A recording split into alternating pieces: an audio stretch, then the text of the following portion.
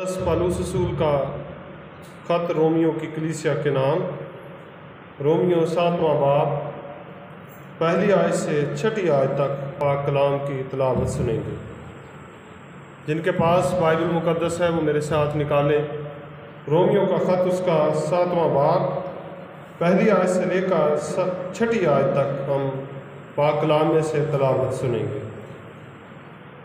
लिखा है, अय भाइयों, क्या तुम नहीं जानते कि मैं उनसे कहता हूँ जो शरीयत से वाकिफ़ हैं कि जब तक आदमी जीता है उस वक़्त तक शरीयत उस पर इख्तियार रखती है। चुनांचे जिस औरत का शौहर मौजूद है वो शरीयत के माफिक अपने शौहर की ज़िंदगी तक उसके बंद में है, लेकिन अगर शौहर मर गया तो वो शौहर की शरीयत से छूट गई।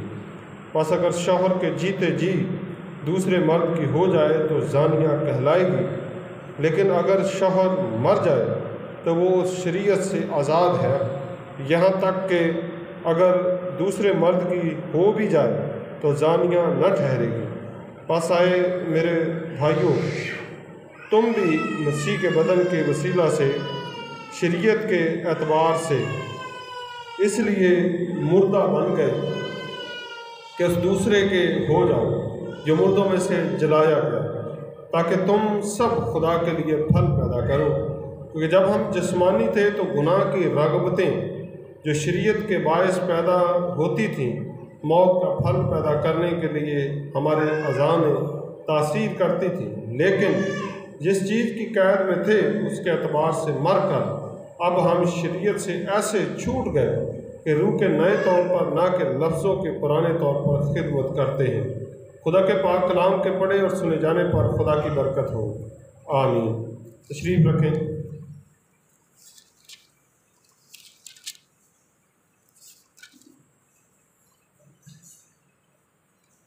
इंसान होते हुए इंसान बहुत सारे मौक़ों पर गलतियां करता है, और जब इंसान गलती करता है तो उसके लिए दो चांस होते हैं, या तो सीखे या फिर उस गलत रास्ते पर चलता रहे।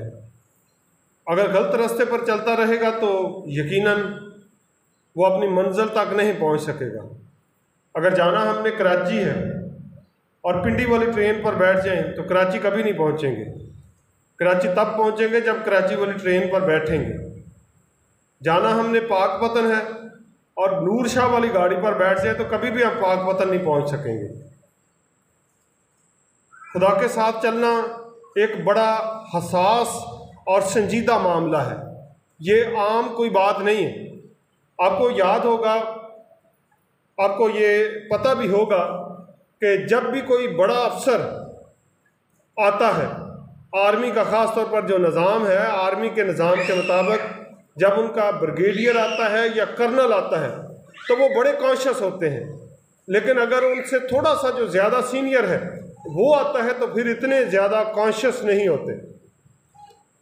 तो खुदा जो है इन सारे जर्नैलों से, तमाम बादशाहों से, तमाम जजों से, तमाम बड़े मर्तबे वालों से कहीं बालातर है, कहीं ज़्यादा है। तो उसके साथ चलने के लिए बहुत ज़्यादा ज़रूरी होता है कि खुदा के पाक कलाम की रोशनी में चलें। आपने बहुत सारे लोगों को ये कहते सुना होगा, जो मैं एक दो करेक्शन करना चाहता हूँ। आपने बहुत सारे लोगों को ये कहते सुना होगा कि आए हम रूहुल कुद्स को वेलकम करें। अभी बेटे ने भी यही कहा था, मैं इसलिए इसकी करेक्शन करने लगा। आप बाइबल में से एक हवाला निकालें मेरे साथ, किताब मुक़द्दस में से पहला करंथियों का ख़त उसका 12वां बाब और उसकी 3री आयत आप मेरे साथ पढ़ेंगे। करंथियों का पहला ख़त 12वां बाब और उसकी 3री आयत लिखा हुआ है, पस मैं तुम्हें जताता हूँ कि जो कोई खुदा के रूह की हदायत से बोलता है वो नहीं कहता कि यस्सु मालाऊन है, और ना कोई रूहुल कुद्स के बगैर कह सकता है कि यस्सु खुदामंद है। यानी जितने लोग यस्सु को खुदामंद मानते हैं उनके अंदर रूहुल कुद्दस होता है। रूहुल कुद्दस के बगैर यस्सु को कोई खुदामंद कह ही नहीं सकता। तो जब जितने ईमानदार बैठे हैं जब वो यस्सु को खुदावंद मानते हैं तो इसका मतलब है कि रूहुल कुद्दस उनके सीने में है। तो जब रूहुल कुद्दस पहले से मौजूद है تو پھر اس کو ویلکم کہا جاتا ہے۔ ہم بہت ساری غلط تعلیم اس لیے لے لیتے ہیں کہ ہم کچھ ٹی وی سے بھی غلط تعلیم ہمیں مل جاتی ہے۔ بہت سارے ایسے آپ کو دنیا میں لوگ ملیں گے جو خادم تو کہلاتے ہیں لیکن انہوں نے باقاعدہ طور پر تربیت حاصل نہیں کی، باقاعدہ طور پر استاد نہیں پکڑا، باقاعدہ طور پر سیمنری نہیں کی، جس کی وجہ سے وہ خدا کو اور خدا کے کلام کو پورے طور پر نہیں جانتے، اور جب وہ نہیں جانتے تو پھر وہ اس طرح کی تعلیم پھیلا دیتے ہیں جس کا کوئی بائبل کے ساتھ تعلق نہیں ہوتا۔ اب یہ آیت جو میں نے ابھی پڑھائی ہے آپ کو، اس میں کیا لکھا آخری حصہ میں کہ کوئی روح القدس کے بغیر نہیں کہہ سکتا کہ یسوع خداوند ہے۔ آپ میں سے کون کون ہے جو یسوع کو خداوند مانتا ہے؟ کون کون ہے جو یسوع کو خداوند مانتا ہے؟ تو اس کا مطلب ہے کہ سب کے اندر روح القدس موجود ہے۔ دوسرے نمبر پر ایک اور حوالہ آپ دیکھیں، نئے عہد نامہ میں سے یوحنا کی انجیل، نئے عہد نامہ میں سے یوحنا کی انجیل، اس کا 14واں باب اور اس کی 16ویں اور 17ویں آیت ہم پڑھیں گے۔ یوحنا کی انجیل اس کا 14واں باب 16ویں اور 17ویں آیت۔ اور میں باپ سے درخواست کروں گا تو وہ تمہیں دوسرا مددگار بخشے گا کہ اب تک تمہارے ساتھ رہے۔ یہ دوسرا مددگار کون ہے؟ روح القدس ہے، پاک روح ہے۔ دوسرا مددگار بخشے گا جو اب تک تمہارے ساتھ رہے گا، یعنی روح حق، جسے دنیا حاصل نہیں کر سکتی کیونکہ نہ اسے دیکھتی ہے اور نہ جانتی ہے۔ تم اسے جانتے ہو کیونکہ وہ تمہارے ساتھ رہتا ہے اور تمہارے اندر ہوگا۔ اور جب روح القدس اندر ہے تو پھر اس کو ویلکم کہنے کی ضرورت نہیں۔ میں نے حوالے کے ساتھ آپ کو بات بتائی ہے، کہیں سے بھی آپ کسی سے یہ بات سنتے ہیں تو آپ اس کا موازنہ کسی پادری کے ساتھ، کسی بشپ کے ساتھ نہیں کرنا، موازنہ بائبل کے ساتھ کرنا ہے۔ اگر بائبل اس حرف کی، اس جملے کی، اس کی باتوں کی تصدیق کرتی ہے تو ٹھیک ہے، لیکن اگر بائبل اس جملے کی، اس بات کی تصدیق نہیں کرتی تو پھر اس لفظ کو بولنے سے ہمیں گریز کرنا پڑے گا۔ آپ نے یہ بھی سنا ہوگا کہ گیتوں کے میں بہت ساری شاعری جو ہے وہ غلط لکھی جاتی ہے۔ اب یہ گیت گایا جا رہا تھا، اس میں یہ کہا گیا تھا کہ سست کنواریاں بڑھیے نہ دوستوں۔ آپ اگر متی کے انجیل میں اس واقعہ کو پڑھیں جہاں پر 10 کنواریوں کا ذکر ہے تو وہاں پر کیا لکھا ہوا ہے؟ بیوقوف کنواریاں، سست نہیں ہے۔ سست ہوتی تو گھر میں سوئی رہتی، وہ گھر سے اٹھی، اپنے مشلیں لی اپنی، اور وہ دلہے کے استقبال کو گئی، رات جاگتی رہی۔ دلہے نے جب دیر لگائی تو وہ اونگنے لگی اور سو گئی، لیکن جب دلہا آیا تو پھر جاگ گئی۔ دلہا جب آیا تو جاگ گئی تھی، اگر سوئی رہتی تو سست تھی، لیکن جاگ گئی تو اس کا مطلب ہے وہ سست نہیں تھی، بیوقوف تھی۔ 5 عقل مند تھی اور 5 بیوقوف تھی۔ آپ یہ اگر واقعہ پڑھنا چاہیں تو آپ نکالیں ذرا۔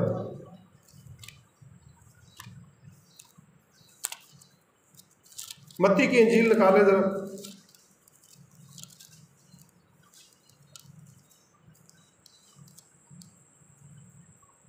25واں باب، پہلی آیت سے میں پڑھوں گا۔ اس وقت آسمان کی بادشاہی ان 10 کنواریوں کی مانند ہوگی جو اپنی مشلیں لے کر دلہا کے استقبال کو نکلیں۔ ان میں 5 بیوقوف اور 5 عقل مند تھیں۔ جو بیوقوف تھیں انہوں نے اپنی مشلیں تو لے لیں مگر تیل اپنے ساتھ نہ لیا۔ ان کی جو بیوقوفی تھی کیا تھی؟ مشلیں لے لیں لیکن تیل نہیں لیا۔ ہم بلب لگا لیں اور پیچھے سے کنیکشن نہ کریں تو بلب نہیں آن ہوگا۔ اور اس کے بعد آگے لکھا ہے، مگر عقل مندوں نے اپنی مشلوں کے ساتھ اپنی کپیوں میں تیل بھی لے لیا۔ اور جب دلہا نے دیر لگائی تو سب اونگنے لگی اور سو گئی۔ آدھی رات کو دھوم مچی کہ دیکھو دلہا آ گیا، اس کے استقبال کو نکلو۔ اس وقت وہ سب کنواریاں اٹھ کر اپنی اپنی مشلیں درست کرنے لگی۔ سب کنواریاں اٹھ کر کیا کرنے لگی؟ اپنی مشلیں درست کرنے لگی۔ تو جو سست ہوتا ہے وہ اٹھتا ہے نہیں، وہ سویا رہتا ہے۔ اور اس کے بعد آگے لکھا، اور بیوقوفوں نے بھی عقل مندوں سے کہا کہ اپنے تیل میں سے کچھ ہم کو بھی دو کیونکہ ہماری مشلیں بجھی جاتی ہیں۔ عقل مندوں نے جواب دیا، شاید ہمارے تمہارے دونوں کے لیے کافی نہ ہو، بہتر یہ ہے کہ بیچنے والوں کے پاس جا کر اپنے واسطے مول لے لو۔ جب وہ مول لینے جا رہی تھی تو دلہا آ پہنچا، اور جو تیار تھیں وہ اس کے ساتھ شادی کے جشن میں اندر چلی گئیں، اور دروازہ بند ہو گیا۔ اور پھر وہ باقی کنواریاں بھی آئیں اور کہنے لگی، اے خداوند ہمارے لیے دروازہ کھول دے۔ اس نے جواب میں کہا، میں تم سے سچ کہتا ہوں کہ میں تم کو نہیں جانتا، بس جاگتے رہو، کیونکہ تم نہ اس دن کو جانتے ہو نہ اس گھڑی کو جانتے ہو۔ تو ہم اس نتیجے پر پہنچے ہیں کہ وہ سست نہیں بلکہ بے وقوف ہیں۔ ایک اور اکثر غلطی ہوتی ہے، وہ یہ ہوتی ہے کہ ایک گیت ہے جس میں یسوع کو کیا کہا گیا، خاتم الکمال۔ آپ نے سنا یہ گیت؟ حزقیل 28واں باب، اس میں لکھا ہوا ہے شیطان کے بارے میں کہ تو خاتم الکمال تھا اور دانش سے معمور تھا۔ تو خاتم الکمال کس کے لیے استعمال ہوتا تھا؟ شیطان کے لیے، اور اگر وہی ہم یسوع کے لیے استعمال کریں تو یہ ٹھیک نہیں ہوگا۔ اس لیے تھیالوجی درست کرنا بڑا اہم پروسیس ہوتا ہے۔ جو بزرگ لوگ ہیں وہ کہتے ہیں آپ کا ایمان درست ہو، بقایا چھوٹی موٹی جو غلطی ہے وہ کور ہو جاتی ہے، لیکن اگر ایمان درست نہیں ہے تو پھر باقی غلطیاں جو ہیں وہ کور نہیں آپ کر سکتے۔ بیس جو ہے آپ کی وہ ٹھیک ہونی چاہیے، اور بائبل مقدس کا جو دل ہے یا بائبل مقدس کی جو جان ہے وہ تھیالوجی ہے، اور تھیالوجی میں غلطی نہیں ہونی چاہیے۔ جس طرح میں نے پہلا پوائنٹ روح القدس کے بارے میں بتایا، اور بہت سارے لوگ آپ دعا کرتے ہوئے آپ سنیں گے تو وہ کیا کہیں گے، اے روح القدس مجھے یہ چیز عطا کر، اے روح القدس مجھے یہ عطا کر، اے روح القدس میری مدد کر۔ اب بائبل میں دعا کا طریقہ کیا بتایا گیا؟ جب تم دعا کرو تو کہو اے ہمارے باپ۔ تو باپ کے نام سے دعا کی جاتی ہے۔ کس کے نام سے دعا کی جاتی ہے؟ باپ کے نام سے کی جاتی ہے، اور یسوع کے نام سے مانگی جاتی ہے۔ اب روح القدس کا کیا کام ہے؟ روح القدس کا یہ کام ہوتا ہے کہ وہ دعا کرنے میں ہماری مدد کرتا ہے۔ رومیو کے خط میں لکھا ہے کہ جس طرح ہمیں دعا کرنا چاہیے ہمیں نہیں آتی، روح ایسی آہیں بھر بھر کر ہماری شفاعت کرتا ہے جس کا بیان نہیں ہو سکتا۔ یہ چند ایک غلطیاں تھیں جو ہم کرتے ہیں، آپ نے ان کو نوٹ کرنا اور کوشش کرنی کہ ہم دوبارہ ان غلطیوں کو نہ کریں۔ اگر دوبارہ ہو جائے پھر اس پر کوشش کریں۔ کبھی کبھی جب انسان سے غلطی درست نہیں ہوتی تو انسان مایوس ہو جاتا ہے، نا امید ہو جاتا ہے۔ خدا اس سے ناراض ہوتا ہے جو کوشش نہیں کرتا، خدا اس سے کبھی ناراض نہیں ہوتا جو کوشش کرتا رہتا ہے۔ کوشش کرتے رہیں، ایک دفعہ، دو دفعہ، تین دفعہ، آخر ایک وقت آئے گا کہ آپ ٹھیک لائن پر چل جائیں گے۔ ابھی جو ہم نے بائبل مقدس میں سے حوالہ تلاوت کیا تھا، رومیو کا خط اس کا 7واں باب، اس کی پہلی آیت سے لے کر 6 آیت تک، تو پہلی آیت سے لے کر 3 آیت تک ایک واقعہ بیان کیا گیا ہے، اور یہ واقعہ ایک مرد اور ایک عورت کے شرعی تعلق کے بارے میں بتایا گیا ہے۔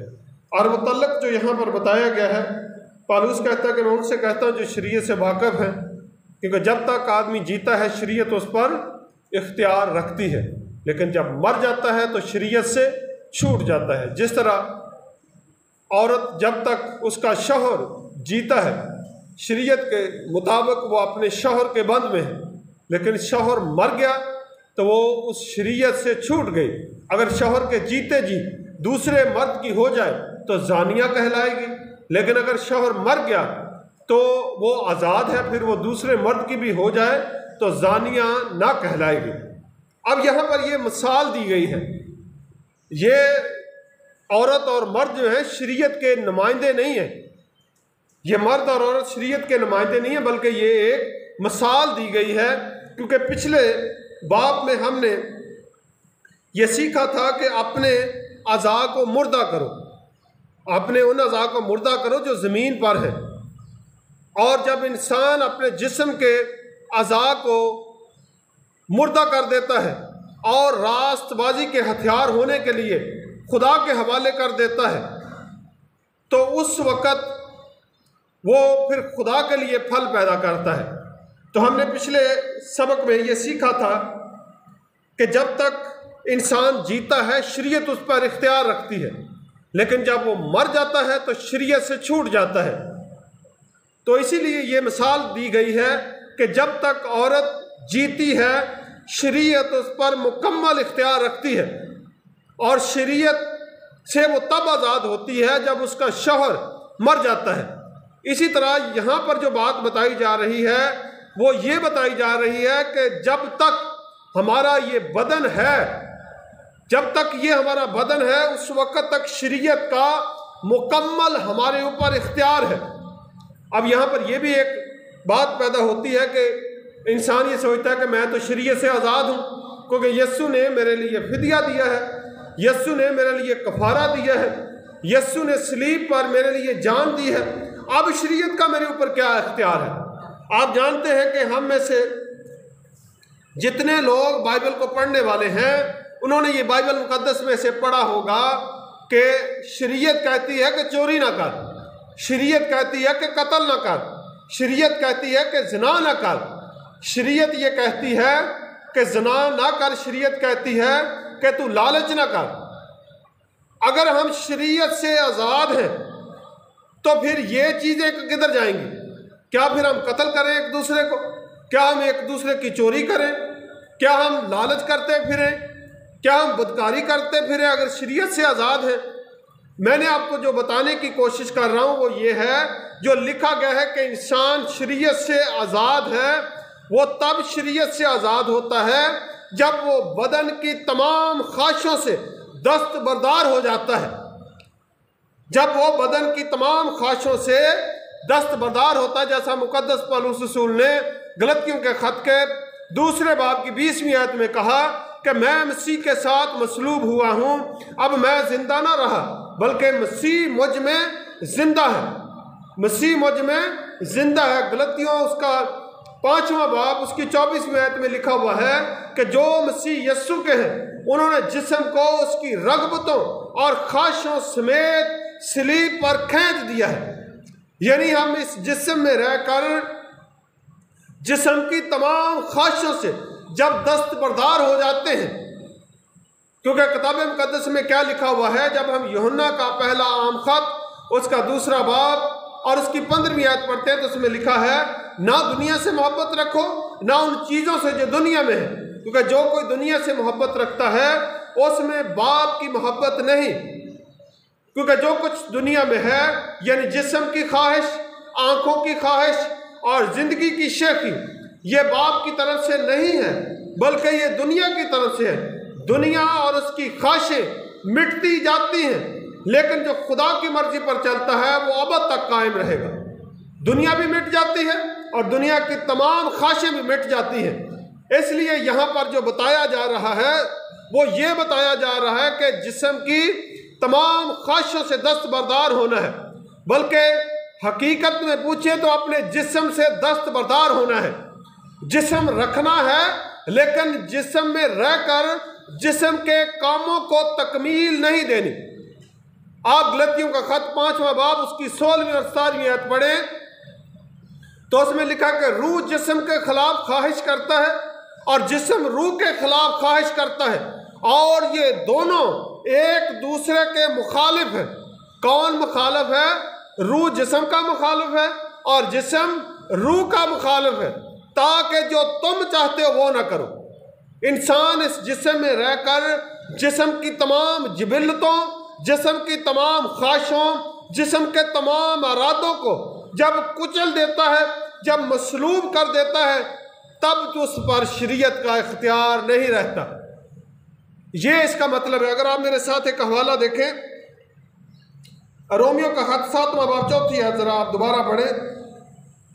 رومیو کا خط 7واں باب اس کی 4 آیت، اس طرح لکھا ہے، پس آئے میرے بھائیو، تم بھی مسیح کے بدن کے وسیلہ سے شریعت کے اعتبار سے اس لیے مردہ بن گئے کہ اس دوسرے کے ہو جاؤ جو مردوں میں سے جلایا گیا، تاکہ ہم سب خدا کے لیے پھل پیدا کریں۔ یہاں پر کیا لکھا گیا ہے کہ مسیح کے بدن کے وسیلہ سے شریعت کے اعتبار سے اس لیے مردہ بن گئے کیونکہ جب تک آدمی زندہ ہے اس وقت تک شریعت کا اس پر اختیار ہے، لیکن جب وہ مر جاتا ہے، یہاں پر 2 قسم کی موت ہے۔ آپ اس مرنے کو نہ سمجھیں جب اس جہان فانی سے کوچ کر کے ہم خالق حقیقی کے پاس چلے جاتے ہیں۔ یہاں پر جس موت کا ذکر آ رہا ہے یہ دوسری موت ہے جو ہم جیتے جی اپنی جبلتوں اور اپنی خواہشوں کو صلیب پر کھینچ کر مار دیتے ہیں۔ مقدس پولس رسول کہتا ہے کہ میں اپنے جسم کو مارتا کوٹتا ہوں تاکہ ایسا نہ ہو کہ اوروں میں منادی کر کے خود نامقبول ٹھہروں۔ یہ جسم جو ہے جب تک جیتا ہے اس میں گناہ کی رغبتیں ہیں، اس میں گناہ کی خواہشیں ہیں، اس میں اپنی من مانی ہے، اس میں انا پرستی ہے۔ اس لیے یسوع نے کیا کہا؟ لوکا کی انجیل اس کا 9واں باب اس کی 23ویں آیت میں فرمایا کہ جو کوئی میرے پیچھے آنا چاہتا ہے اپنی خودی سے انکار کرے اور ہر روز اپنی صلیب اٹھائے اور میرے پیچھے ہو لے۔ لفظ جو خودی ہے اس کا کیا مطلب ہے؟ اپنی ذات کا انکار کرے۔ یہ سب سے مشکل ترین کام ہے، صرف مشکل ہی نہیں ہے، مشکل ترین کام ہے۔ آدمی جیتے جی اپنی ذات کا انکار کر دے۔ اور اس کی مثال مجھے بائبل مقدس میں ایک شخص کے بارے میں ملتی ہے، یوحنا بپتسمہ دینے والا۔ وہ اپنی ذات کا انکار کر کے کیا کہتا ہے کہ میں اس لائق نہیں ہوں کہ میں یسوع کی جوتیوں کے تسمے کھول سکوں۔ پھر وہ کہتا ہے کہ میں اس لائق نہیں ہوں کہ میں یسوع کی جوتیاں اٹھا سکوں۔ پھر وہ کہتا ہے کہ میں تو تمہیں پانی سے بپتسمہ دیتا ہوں لیکن جو مجھ سے زور آور ہے، کسی کے زور کو ماننا، کسی کی طاقت کو ماننا یہ آسان بات نہیں ہے۔ لیکن یوحنا بپتسمہ دینے والا کیا کہتا ہے کہ میں تو تم کو پانی سے بپتسمہ دیتا ہوں لیکن جو مجھ سے زور آور ہے اس کا چھاج اس کے ہاتھ میں ہے، وہ اپنے کھلیان کو خوب صاف کرے گا، وہ تم کو روح القدس سے اور آگ سے بپتسمہ دے گا۔ پھر وہ کہتا ہے کہ ضرور ہے کہ وہ بڑھے اور میں گھٹوں۔ یہ کہتے ہیں اپنی خودی کو مارنا، اس کو کہتے ہیں اپنی ذات کا انکار کرنا۔ جب انسان جیتے جی اپنی ذات کا انکار کر دیتا ہے تو سب کچھ ختم ہو جاتا ہے اور روزانہ صلیب اٹھاتا ہے۔ صلیب جب اٹھائی جاتی ہے تو اس کے بعد آدمی کے پاس کچھ بچتا ہی نہیں، صرف ایک صلیب ہی بچ جاتی ہے۔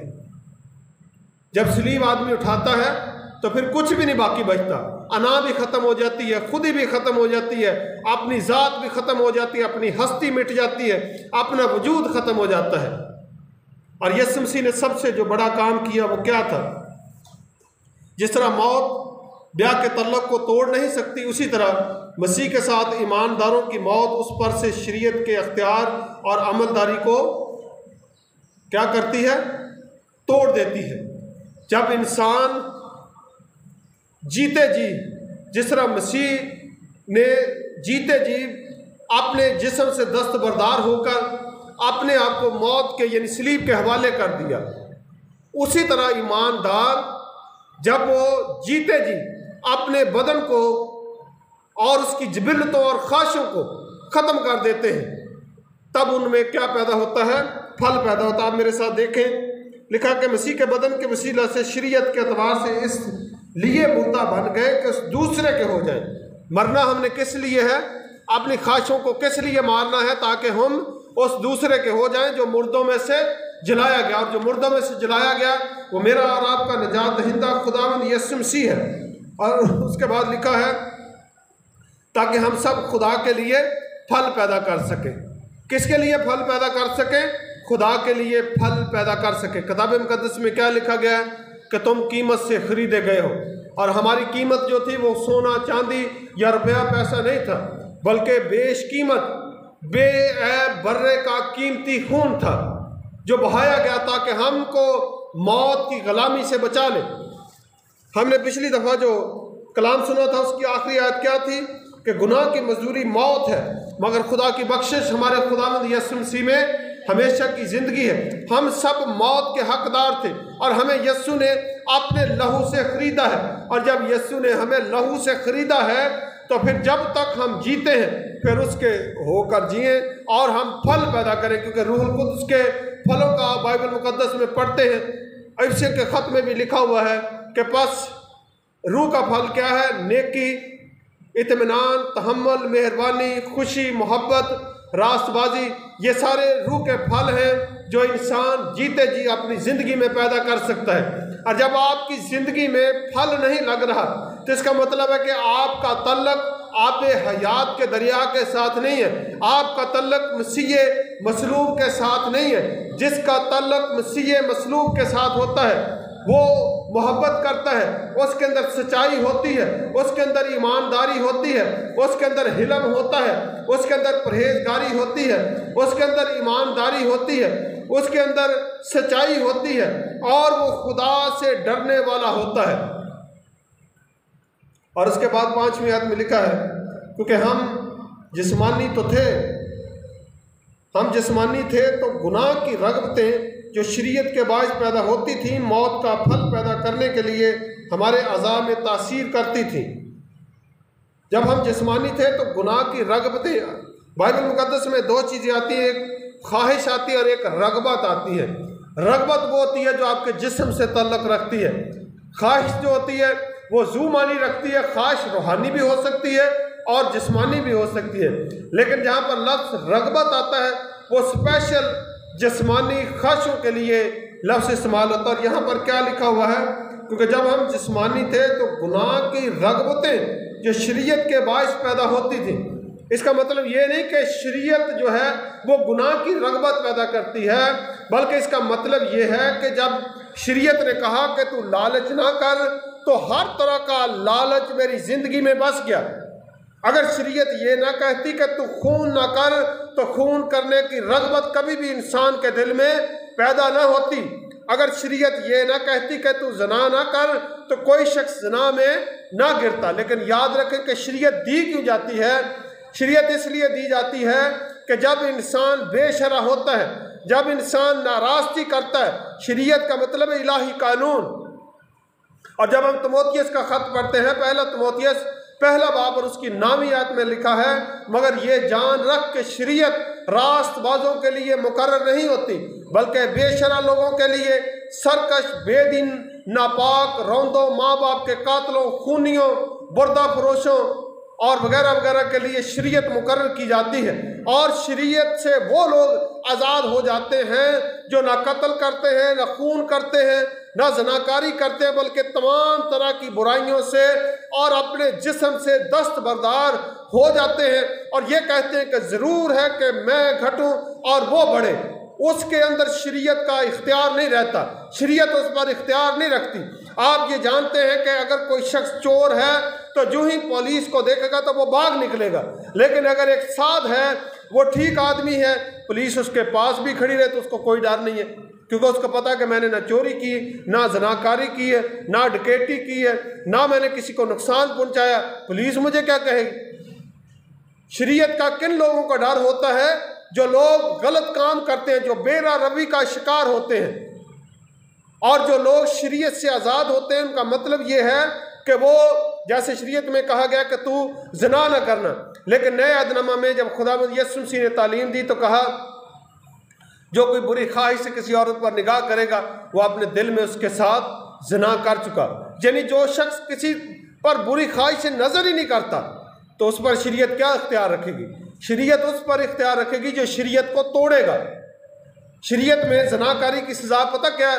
سنگسار کرنا، اور ایک موقع پر ایک اور کنڈیشن ہے جس پر زندہ جلائے جانے کا بھی حکم ہے۔ یہ زناکاری کی سزا ہے۔ لیکن جس نے بری خواہش سے دیکھنا ہی نہیں ہے تو وہ تو شریعت سے آزاد ہو جائے گا۔ شریعت کا مطلب یہ نہیں کہ شریعت ختم ہوگی، مٹ گئی، بلکہ شریعت پوری ہوگی، مکمل ہوگی کہ گناہ کی رغبتیں، گناہ کی جبلتیں جو اس جسم میں رہتی ہیں، جس طرح زبور نویس کہتا ہے کہ مینو وچ گناہ دے جمیا میری مائی نے، اور پھر وہ کہتا ہے کہ میں گناہ کی حالت میں اپنی ماں کے پیٹ میں پڑا اور بدی کی حالت میں نے صورت پکڑی۔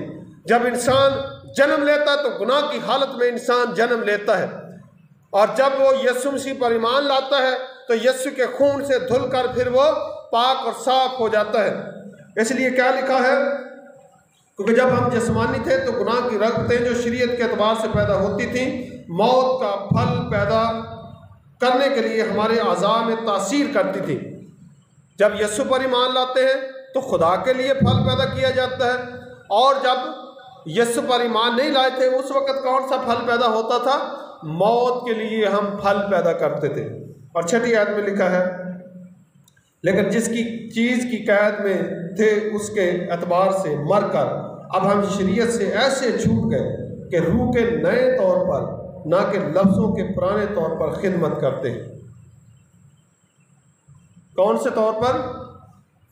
रूह के नए तौर पर। और जो दूसरी बात लिखी गई है कि जिसकी कैद में थी, कैद में कौन जाता है? जो कत्ल करेगा वो कहाँ पर जाएगा? कैद में जाएगा। जो चोरी करेगा वो भी कैद में जाएगा, जो ज़नाकारी करेगा वो भी कैद में जाएगा। लेकिन कौन कैद में नहीं जाएगा? जो रूह के नए तौर पर चलता है। जो रूह के नए तौर पर चलता है, कत्ल करना, ज़ना करना, चोरी करना, ये करना तो दूर की बात रहेगी, वो सोचता भी नहीं। इसलिए पौलुस रसूल कहता कि मैं मसीह के साथ मसलूब हुआ, अब मैं जिंदा न रहा, मैं जो है वो मर जाती। जब मैं मर जाती है तो हर तरह की आजमाइश भी मर जाती है, लेकिन जब तक इंसान की मैं जीती है उस वक्त तक इंसान आजमाइशों में रहता है। इसलिए आज जो पैगाम सुनाया गया है, इसका निचोड़ या इसका हासिल कलाम ये है कि शरीयत उस पर इख्तियार रखती है जो जीता है। शरीयत किस पर इख्तियार रखती है? जो जीता है। लेकिन जो मर जाता है, दो तरह की मौत जैसे मैंने पहले बताया, एक तो वो मौत जो इस जहाने पानी से कूच करके खाल के हकीकी के पास चला जाता है, लेकिन जिस मौत का मैं जिक्र कर रहा हूँ वो ये वाली मौत है कि आप जीते जी अपने जिस्म से दस्तबरदार हो जाते हैं, आप जीते जी अपनी खुदी को मार देते हैं, आप इस चीज़ को मान लेते हैं कि मसीह सब कुछ है, मैं कुछ भी नहीं हूँ, ना मेरी हस्ती है, ना मेरा वजूद है, ना मेरी ज़ात है। यस्सु की हस्ती है, यस्सु की ज़ात है और यस्सु का वजूद है। इसलिए यस्सु ने क्या कहा कि जो कोई मेरे पीछे आना चाहता है वो अपनी खुदी से इनकार करे।